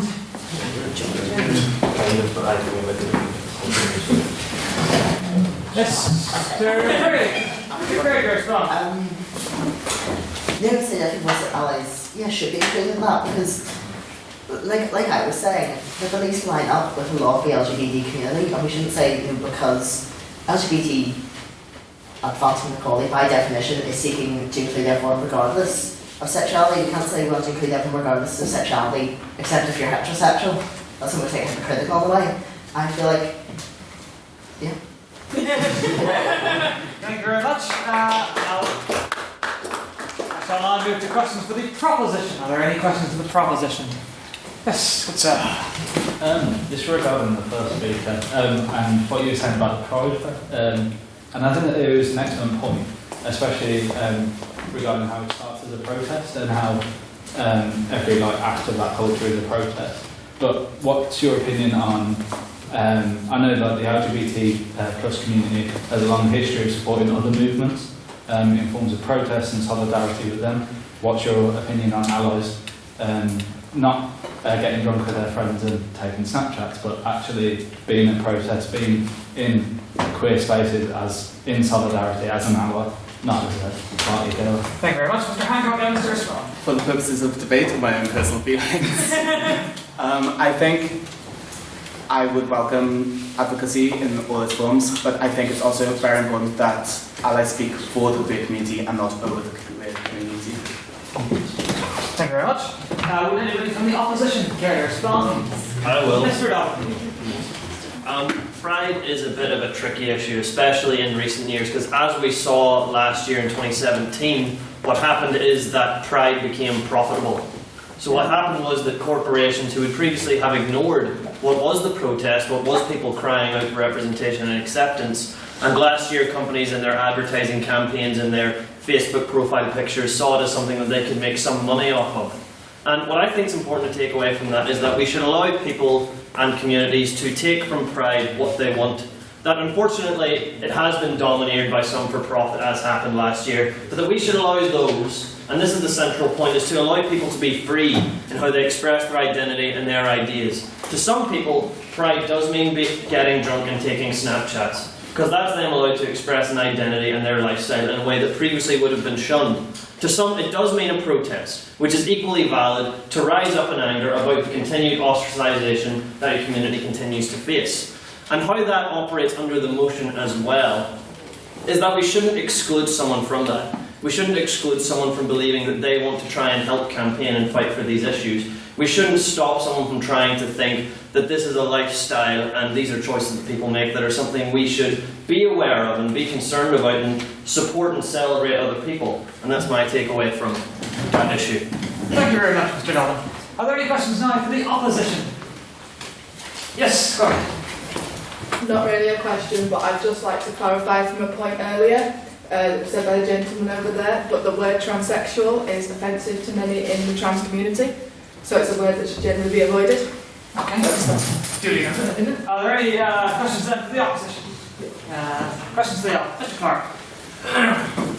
Now, a scenario I could see happening is the following. Me getting a really close-up picture text. But also, say, one example I'm thinking of an LGBT space is some sort of maybe support group thing in which, you know, LGBT people could come and talk about their unique challenges or whatever, right? And then allies are allowed in, say, and say a lot of people maybe come in without fully understanding the deal, maybe trying to, loaded word here, virtue signal.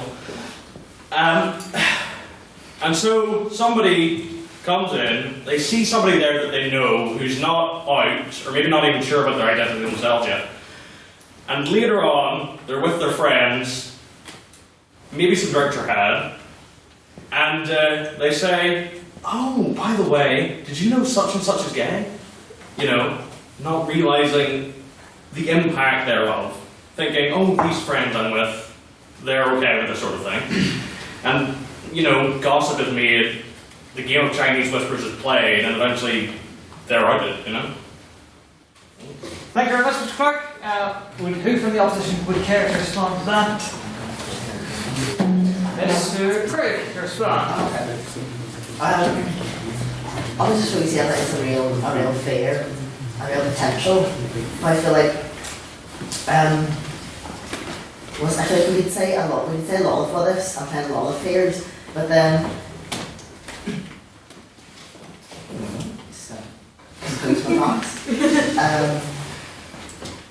yeah, like you were saying about like sort of virtue signaling, for example, and like that was an issue where that's where we say they have a place but not the main place, like it's not meant to be all about them.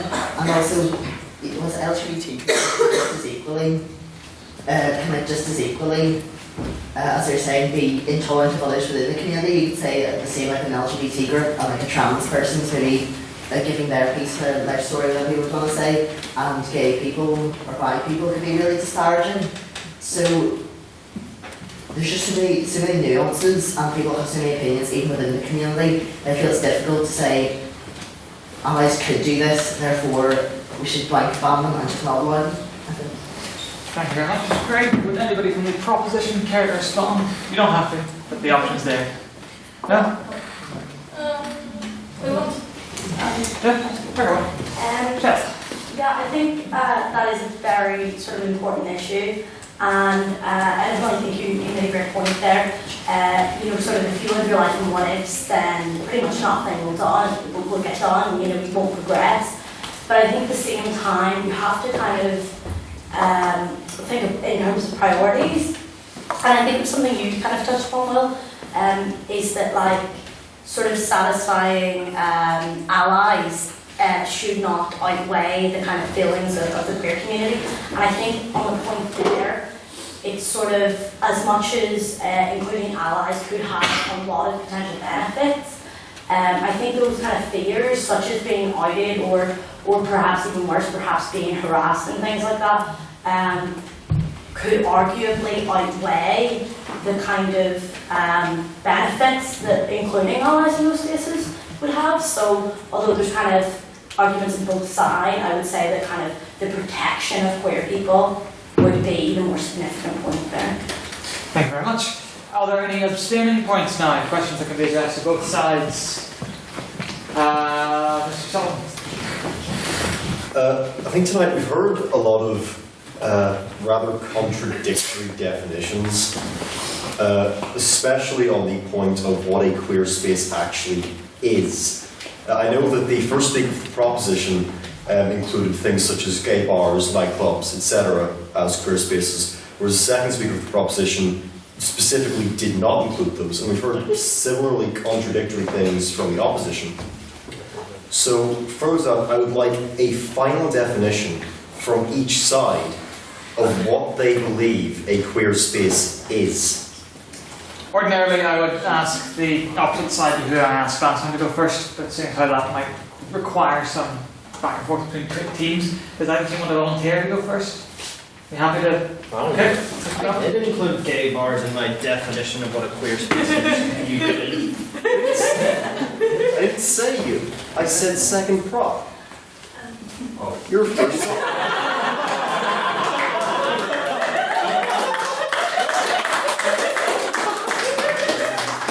At any rate, if I were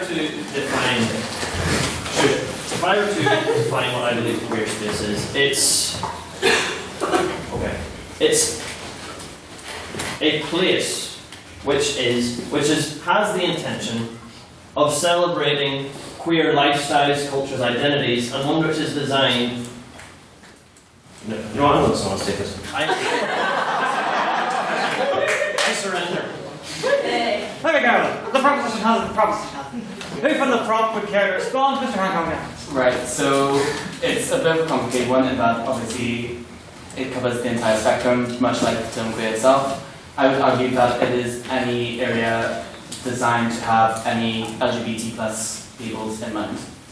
Simple as that. But not allies. Thank you very much. Are there any questions now for the proposition for this side here? No? Have we all run out of questions already? No one has any questions at all for the proposition. Going once. Hey, go ahead. I was just going to ask you, how can the proposition defend it, and how could they, I'd like them to clarify, sorry, how can the So this is the first time speaking. I'd like to clarify how you can prevent desegregation of the societies between LGBT and people that are not LGBT. This court has to respond. Okay, I'm going to like speak over there. So the thing is just like because that's the main reason that we want to create. That's the main reason that's the main reason why we don't want allies within queer spaces, but because we want like let's say kind of two spaces where allies are. For example, they are allies and we're queer. Sorry, I mean. So the thing is just like even if we're separated, even if we are like I'm queer, let's fuck it. I mean like did you just say let's fudge it? No, yeah, fudge it, yeah. Good, that's what I heard too. So the thing is just like just because we are two different sides of the same coin, let's say. I mean we can have different ideas and we can have different propositions for all the community to grow. Because allies, obviously, they want the best for the LGBT community, that's why they're called allies. But that doesn't mean that they have the same ideas. Maybe they're even better in some places. Maybe the queer ideas are better in some places. But that doesn't mean they have to be a split on them. We just have to work together towards a better society, and I think that's what all we want. And the better thing to do it is just having queer spaces on their own, where queer people can develop themselves, and allies people can help us, but within their own spaces. They are very Thank you very much. And would anyone coming up, Mr. Craig? Yeah, I think the question was asked was a very good one, because there was just a question like how would you enforce it? How would you make sure that people entering queer spaces are allies and not queer themselves, for example? So like, see there are plenty of sort of maybe young people who are thinking of the LGBT, they're just questioning that sort of thing, or perhaps they come from like a really conservative family, conservative backgrounds, they don't feel safe for them to come out. Then we go to these queer spaces, pride, gay bars, that sort of thing. But then I'm asked just like, oh no, I'm an ally, I'm here to support my friend, that kind of thing. So they don't maybe have to go straight for coming out if they don't feel safe to. So I feel like that's something where you would either have to force them to out themselves, or you'd have to deny them entry into a queer space, which is meant to be inclusive and meant to be their support network. Thank you very much, Mr. Craig. Are there any questions now for the opposition? This side here. Any questions for the opposition? This will probably be our last round of questions, so your last chance to ask the opposition a question. Don't be shy, go on. No? Going once? Going twice? Typically we don't take questions from the speakers anymore. Yeah, well, if there are no questions then for the opposition, we'll go on to abstaining points. Are there any abstaining questions to be made? Mr. O'Neill it is. Thank you, Mr. President. I don't want this point to be construed as if I'm like trying to bring the debate and the dispute, but something that I actually didn't hear at all from either sides was the sexual aspect to queer spaces. Historically, the community has been extremely active compared to heterosexual sexual activities. And where do you lie with regard to, I think it's less than 3% of the population that identifies as gay, and in heterosexual space it must be extremely hard to express yourself sexually, and so that it has been a great place for gay people. And so I can imagine that if there are more and more allies coming to gay places, it again just blurs the lines and makes it quite sexually hard to express yourself, and I'd like to sort of know where you stand on that kind of mixing of sex, sexual orientation in your queer spaces. Thank you very much. Mr. O'Neill, I'll ask the proposition to respond first. Yeah. Mr. Hancock, respond. So again, so if you look historically, obviously the main persecution would have been due to sexual aspects. So what you develop is this sort of like intense underground, which in more recent years have now, but you have stuff such as gay bathhouses. Or if you look at sort of dating apps sort of Tinder, that sort of stuff in LGBT communities, they often tend to be very, very sexualized, such as Grindr. Other ones that I can't name. But I think what you've got to bear in mind as well is, unlike most spaces where allies will probably go with the intention of support, obviously if you are going to a gay bathhouse, for example, chances are you are looking to have sex with other men. So I don't think the lines are that blurred in that sort of general allies would not be frequenting such spaces. Like boombox, for example. Boombox is slightly different though, because although obviously with a night out there are sort of occasion sexual connotations in that, like, oh, might go home with someone has been.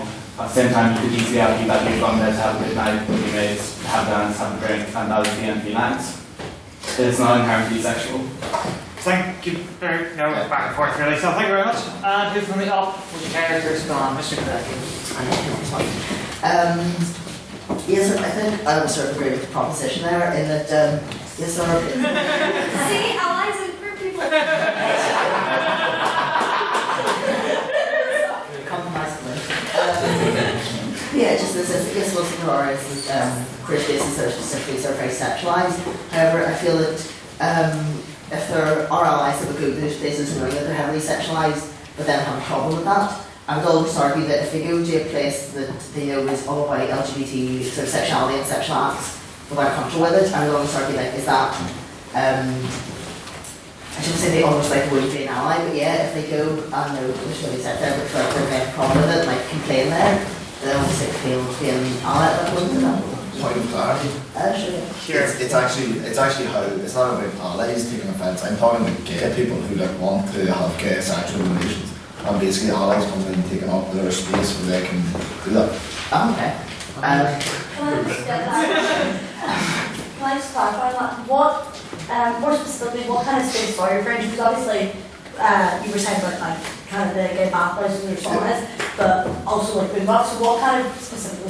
From my own personal experience, I've been to gay bars in Belfast, and I can imagine like they're not a gay bar if people such as myself and those others your allies keep frequenting them, because it does take like sexual elements out of it. And as much as going out and stuff isn't all sexual, there's a huge element of sexual activity in a night out, which I'm sure you can all agree if you've ever gotten drunk before.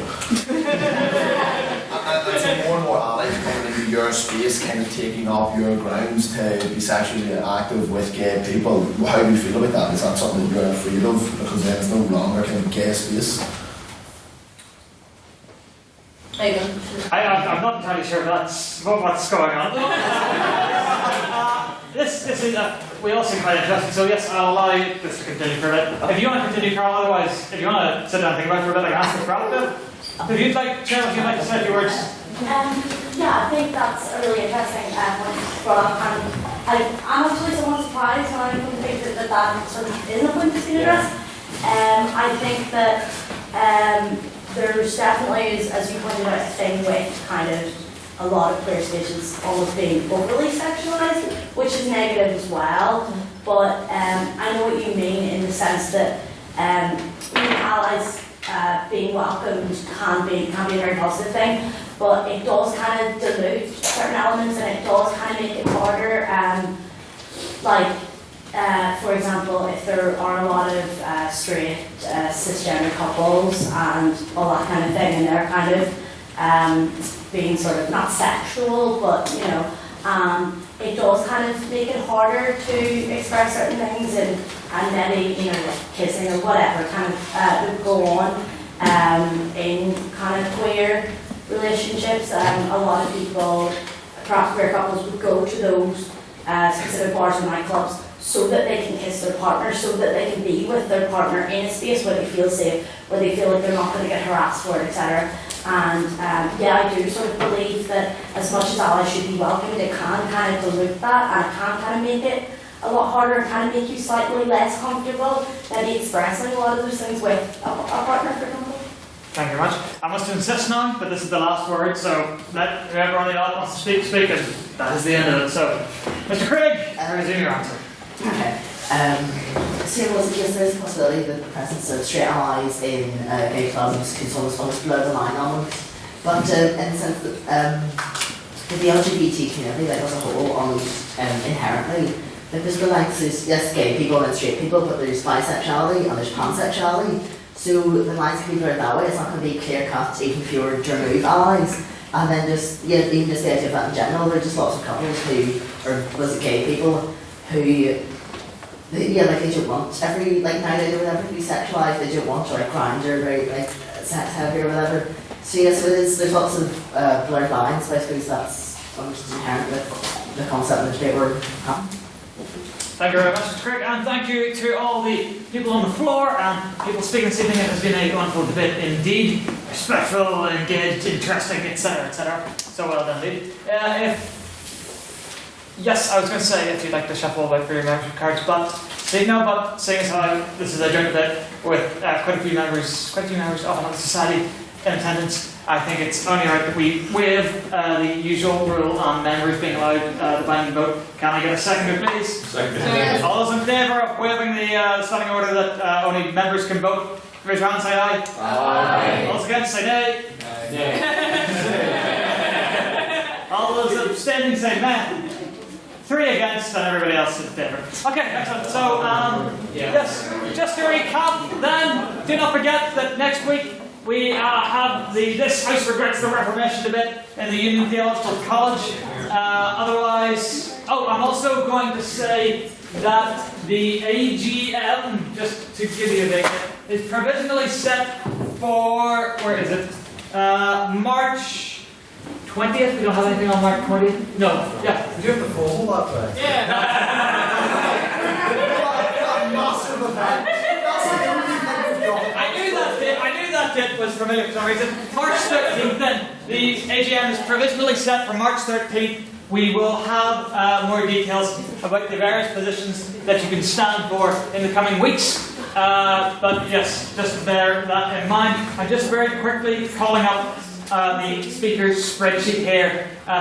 So with regards to next week's debate, there are spaces available on the proposition, but not the opposition. So yes, if anybody is interested in speaking in favour of the motion, this House regrets the Reformation, please speak to myself or Mr. Matthew Bryson, who isn't here this evening, but I'm sure quite a few of you know him at this point.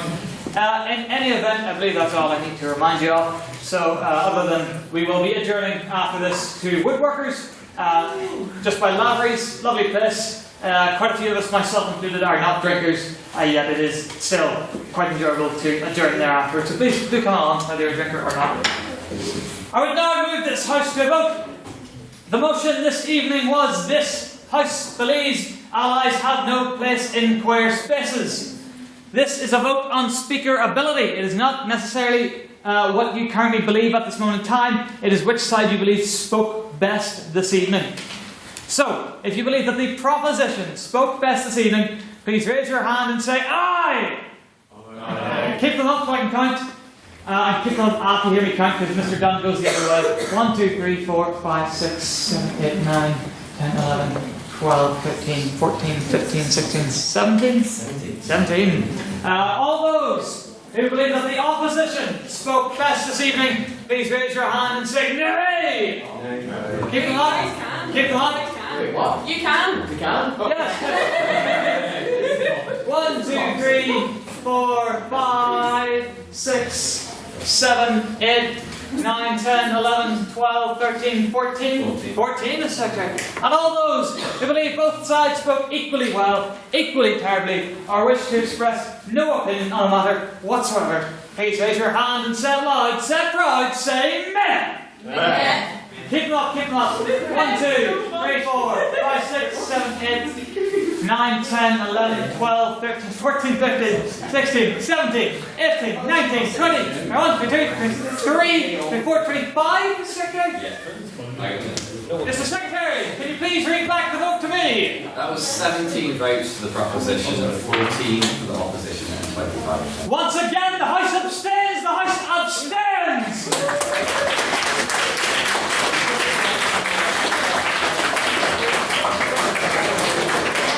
Congratulations to our speakers. The House has decided that you both spoke equally well. Point of order, sir. 1 second.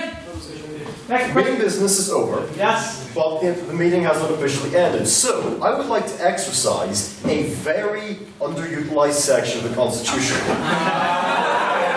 listen, this is good. Okay, as long as it's good. Okay. Alright. As far as I know, this has never been done before. In the Constitution, Constitution, there are a number of motions which any member may put forward at any point during private members' business or after main business and before the debate is over. Right. One of these motions is this House would give its thanks to the guest speakers. And the Society, unfortunately, has historically had a mild problem with very undiverse speakers. As I recall, last year, our LGBT debates had a single queer person, I think. I don't recall. I'm not even sure if one of them was. We have feminism debates with all male speakers. Anyway, so I would like to extend a motion of thanks to all three guest speakers and the LGBT Society in general, plus Society, apologies, for giving us an actually diverse number of speakers for once and for a very good debate.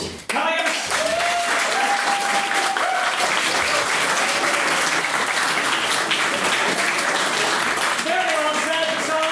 Ladies and gentlemen, you second all those in favour, please raise your hand and say aye. Aye. Nay. All those against say nay. Abstaining say nay. The motion passes unanimously. The time